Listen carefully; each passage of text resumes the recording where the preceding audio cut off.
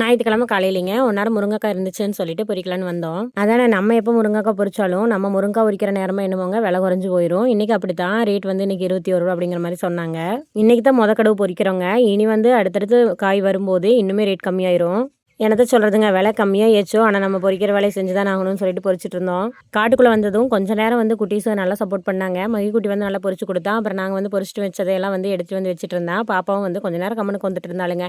அதுக்கப்புறம் வந்து ஆரம்பிச்சிருச்சு, அம்மா எடுத்துக்குங்க அம்மா எடுத்துக்குங்கன்னு சொல்லிட்டு பொரிக்கிறக்கே விடலைங்க. கொஞ்சம் நேரம் வரைக்கும் தூங்கிட்டோங்க. கொஞ்சம் நேரமே எந்திரிச்சு வந்திருந்தோம் அப்படின்னா இந்நேரம் பொரிச்சே முடிச்சிருக்கலாம். 8 மணிக்கு மேலே தான் காட்டுக்குள்ளேயே வந்தோம். எங்கள் நேரமே என்னமோ அன்றைக்கி வந்து வெயில் லைட்டாக தான் அடிச்சிட்டு இருந்துச்சுங்க. 8 மணிக்கு மேலேலாம் வெயில் பயங்கரமாக அடிச்சிட்டு இருக்கும். அன்றைக்கி வெயில் இல்லை, அதனால வந்து பொரிச்சிட்டோம். நேரமே எழுப்பி விட்டுருக்கலாம் இல்லைங்கம்மா அப்படின்னு கேட்டால், நீங்கள் வர்றதே என்னைக்காவது ஒரு நாள் தான், ஞாயிற்றுக்கிழமை வேறு நல்லா தூங்கிட்டுன்னு விட்டுட்டு அப்படின்னாங்க. எப்படிங்க நம்ம ராஜ்மாதாவோட கேரக்டர் அப்படி, அதுக்குன்னு வெயில் வந்துருச்சுன்னா அதை விட சிரமமாக இருக்குமில்ல அப்படின்னு சொல்லிட்டு இருந்தாங்க. அதுக்கப்புறம் வந்து அம்மா அப்பாவும் மூட்டை போட்டாங்க. நாங்கள் வந்து பழனி போகணும்னு சொல்லி கிளம்பி போயிட்டோம். ஒரு 2 மூட்டை காய் ஆச்சுங்க.